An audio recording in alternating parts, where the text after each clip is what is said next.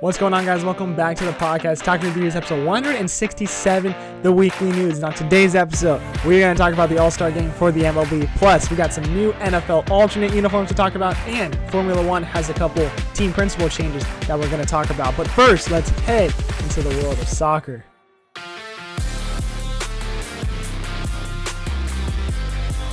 So we'll start this one off in the world of soccer. Not a lot to talk about. We'll start off with one of the moves. Luka Modric officially moves from Real Madrid from 13 years at that club over to AC Milan. Huge career over at Real Madrid. Very successful career. A lot of trophies over there.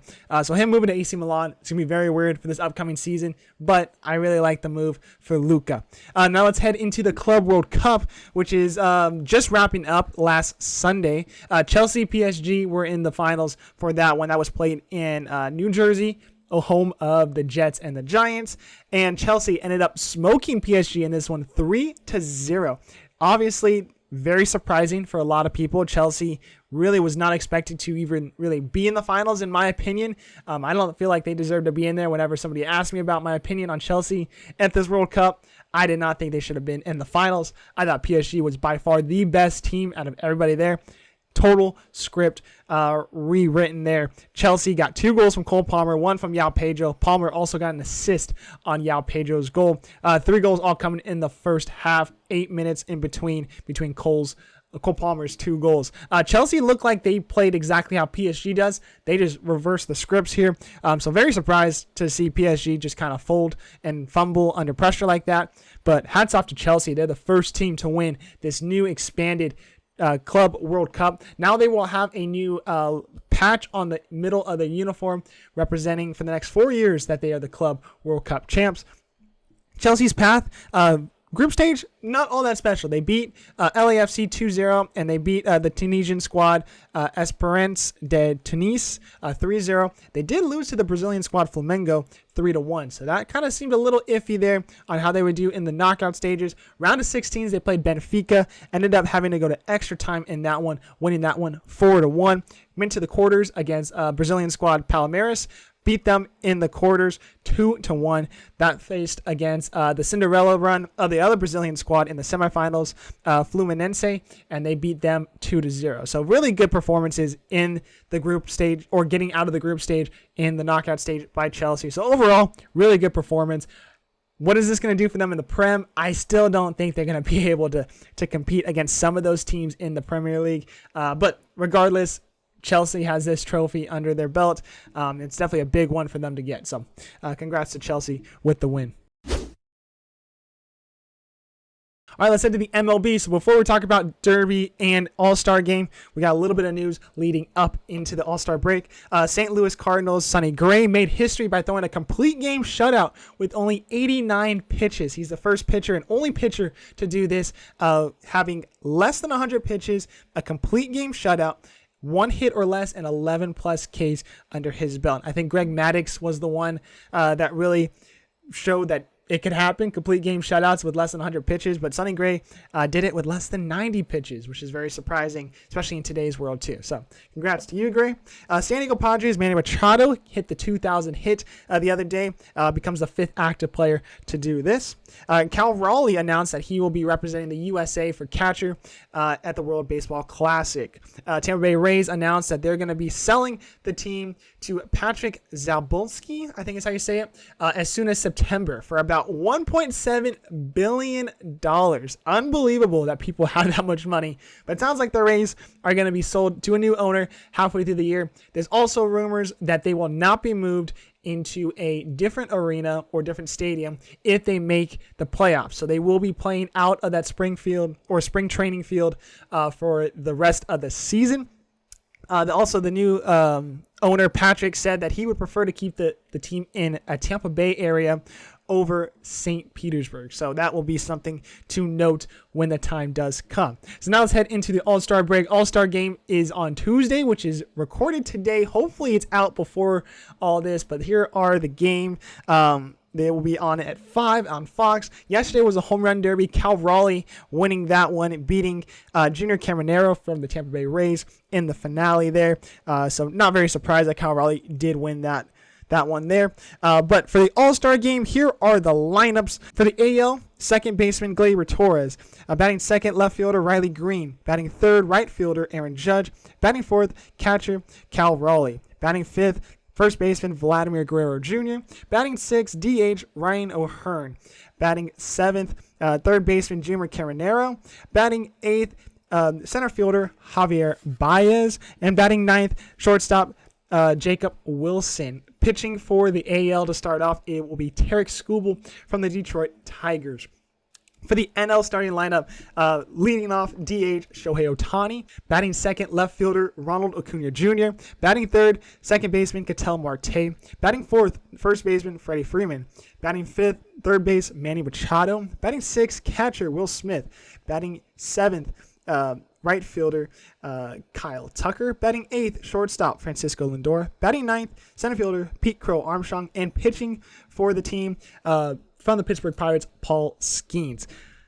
When I look at these two rosters, I look at how stacked that NL lineup is. I mean, I think that NL starting lineup is outstanding compared to the AL. The AL, though, has a couple surprise names in there. Javi Baez being one. A lot of Tigers in here. We have Baez, Green, Torres, and Skubal is on the mound. So 4 Tigers starting in the game for the AL. So that's interesting to look at there. Here are the reserves for both teams, the AL and the NL. I will not go through all the names. There's a lot of names here. There's also a lot of names that are not on the screen right now because they are either injured or announced that they will not be pitching because they are more focused on their personal teams right now, or they just pitched on Saturday or Sunday and they would not be rested fully to pitch one full inning for the All-Star Game. So that was heartbreaking for a couple teams because I think the Angels and the Rangers might be two of the teams that do not have any other representatives for them. So that's tough for them. I'm not too sure about other teams there, but those are the 2 names I do know. But All-Star Game, 5 p.m. on TV or on Fox on Tuesday. Hopefully you guys watch it because honestly, All-Star Game for the MLB is the best All-Star Game out of all of them. It's the only one that really looks competitive. So definitely we'll be tuning in to that. All right, let's head to the NFL now. We got a couple of news before we talk about the new jerseys, which I mentioned at the top of the show. San Francisco's Juwan Jennings is looking for a new contract or to be traded before the season starts, by the sounds of like. He's in the final year of his contract, which is worth about $7.5 million. I don't know what the deal is with Jennings there. Wide receiver room for San Francisco does not look very good, so I don't know what they're going to do with Jennings. I guess only time will tell right now. The Jets announced that they extended Garrett Wilson to 4 years, $130 million. And the Chargers announced that Najee Harris injured his eye during a firework accident on 4th of July. He should be better and expected to make a full recovery before the season starts, but let's keep an eye out on that. Let's head to the new uniforms. We had 2 new uniforms on Tuesday morning, which was a very fun sight to see waking up.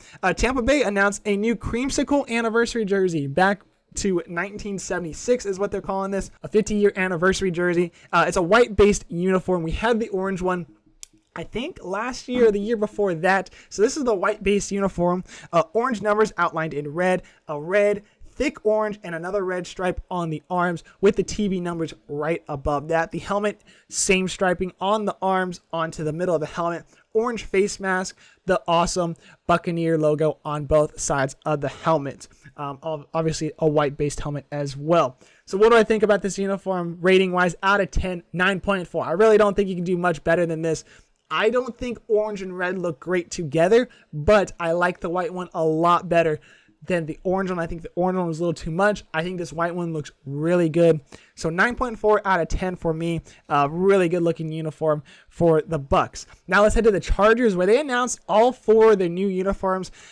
Really, the powder blues are not new uniforms. Their whites are not new uniforms. But we did get a navy uniform and a gold uniform that will be in the rotation this upcoming year. So let's head to the navy one, which is pretty much the Supercharger uniform back from, I believe, the 80s or 90s. It's a navy top and bottom with the white bolt on the shoulders and down the pants outlined in gold. The numbers emulating the same colors, white outlined in gold. Rating out of 10, I give it a 10 out of 10. This uniform looks great. The navy helmet with the navy face mask with that white logo on the helmet looks awesome. They couldn't do any better than that. I think this should be their primary uniforms this upcoming year. It will not be their primary uniforms, but I hope to see them a lot this upcoming year. Navy uniforms, 10 out of 10. We head to the gold ones. These ones are the total opposite in my opinion. Just because the color is in your palette probably doesn't mean you should be going as a full primary uniform color. I give it a 2.3 out of 10.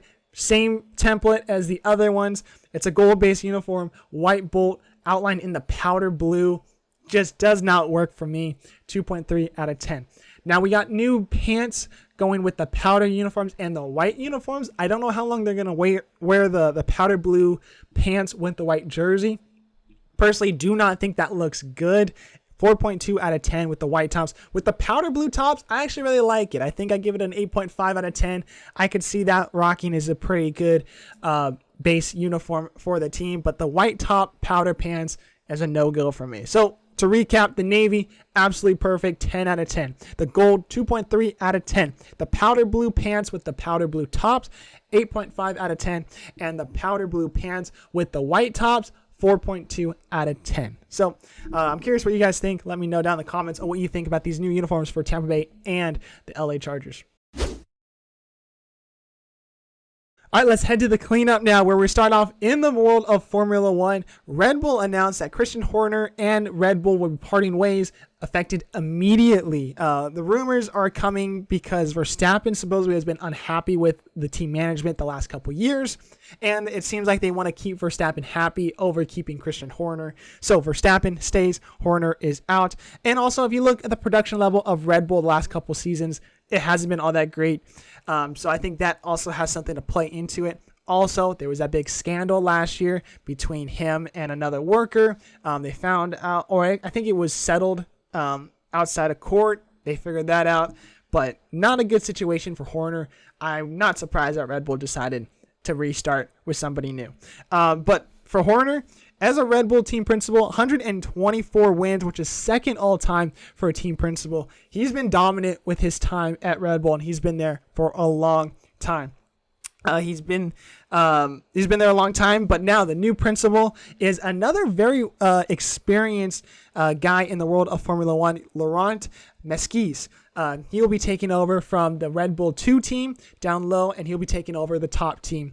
But his replacement also has been announced. It will be Alain Permain. He will be taking over for the Red Bull 2 team. But for Laurent, this guy's been around a long time. He's been at Red Bull Racing before. Previously, though, he started off in Arrows from 01 to 03. He was in Minardi from 03 to 05. He was at Toro Rosso, which was the old name for the Red Bull 2 team, from 2006 to 2014. So he's been around a long time with them. Then he moved into the FIA from 2014 to 2018. And now lastly has been at Ferrari from 2018 to 2023.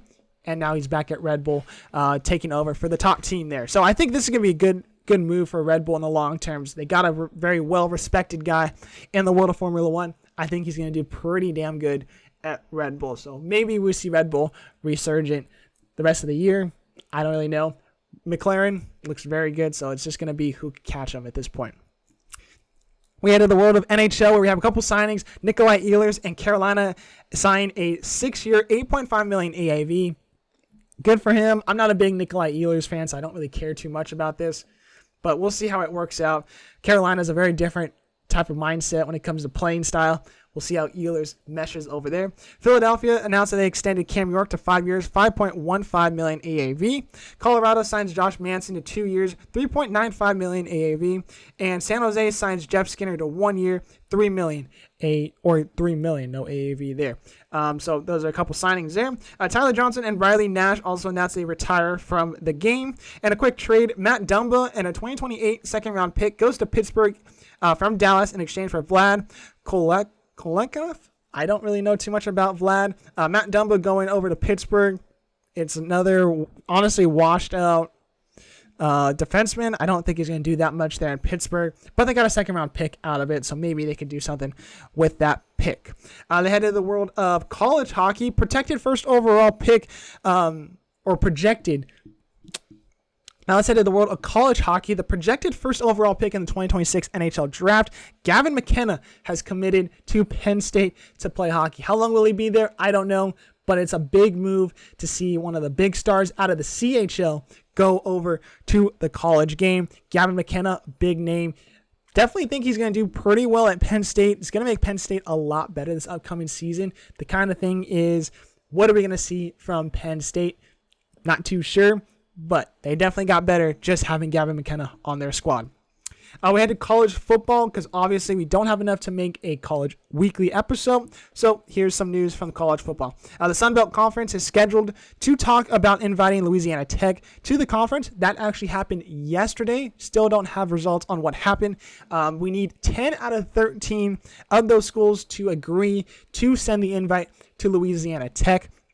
So we'll see if that comes out. Currently, Louisiana Tech is in Conference USA. And they've been in there since 2013. So we'll keep our eye out on that conference realignment news. BYU and Jake Retzlaff have officially parted ways. Retzlaff has withdrawn his name from the school, meaning that he will not be a automatic starter or second string somewhere else. Wherever he goes, he's going to have to actually walk on to any school that he attends this upcoming semester.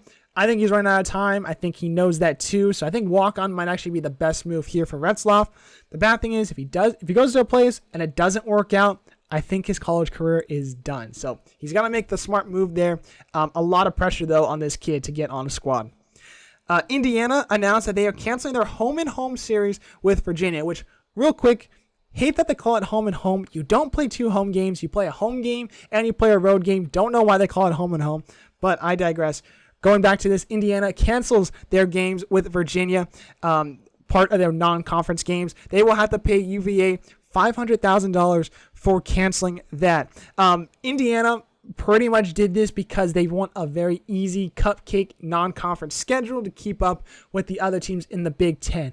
And if you look at the non-conference schedules, they pretty much line themselves up to be 3-0 every single year for non-conference. 2025, you got Old Dominion, Kennesaw State, Indiana State. Should be 3-0. 2026, Colorado State, Western Kentucky.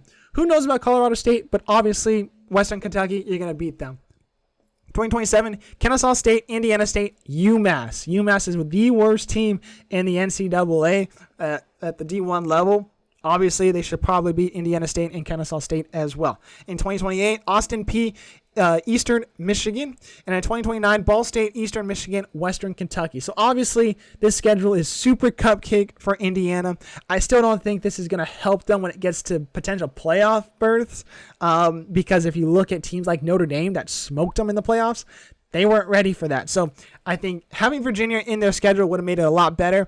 But still looking at the schedule, even with Virginia in there, it's still a very cupcake schedule. Virginia's not all that great in the ACC, so they still probably could beat them.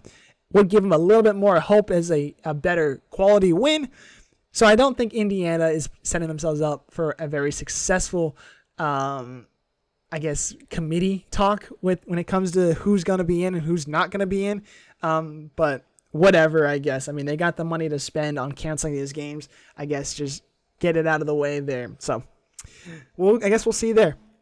Last thing to talk about, Netflix will be releasing a TV show on the SEC football. That will be released on August 5th. It'll be called SEC Football Any Given Saturday. There's a trailer out now. Obviously, I can't play it on my platform, but go check it out. It looks pretty solid. I don't really know too much about it besides it's just going to take a deep dive into certain teams, players, coaching staff. So I guess we'll see how it is. But again, I kind of over the whole like SEC, Big Ten biasy. Indiana doing what they did is very annoying to look at. The SEC getting more limelight in the Netflix series, good for them, but it also makes teams out of the ACC and the Big 12 really kind of get diminished because a lot of players or a lot of fans are not going to know these teams. So that's my only gripe is I want to see another conference in there, the ACC or the Big 12, but regardless, I'm still probably going to watch it. I think it's going to be pretty cool looking a little bit behind the scenes of some of these schools. All right, let's head to the games of the week now. Not a lot to talk about in games of the week because seasons are over for most schools, obviously, and pro sports. MLB, we got Astros versus Mariners. That'll be for the top of the AL West. For the MLS, we got El Tráfico. We got the Galaxy versus LAFC. That's on Saturday at 7:30 p.m. And for racing, we only got NASCAR this week. That's at Dover International Speedway, Sunday, 11 a.m. on TNT. All right, guys, that will do for this episode. Thank you guys for listening. 167 episodes in the books. We got a huge series coming up this upcoming weekend. We're starting recording on Sunday, so make sure you guys stay tuned for that. It's going to be a YouTube exclusive, though, just because it is going to be another game show. Yes, we're back in the summertime. We got game shows coming on this upcoming week. So Sunday will be the recordings of everything. So pretty much once that starts, I'm going to be editing, making some trailers for you guys. So make sure you guys hit up the socials so you guys are notified when those trailers drop. See if you guys are interested in watching it. It's going to be a very fun game show. Different people that you haven't met before. And it's not all going to be revolved around sports either. So even the casual listeners and watchers are going to be able to do this game show and participate at home. So I think you guys are going to really like it. It's going to be a lot of fun. I'm very excited for this. So hopefully you guys check that out. Hope you guys hit the like, subscribe, that bell icon so you guys are notified when more episodes drop, including those game show episodes. So make sure you guys have an awesome rest of your week, and we'll see you guys later.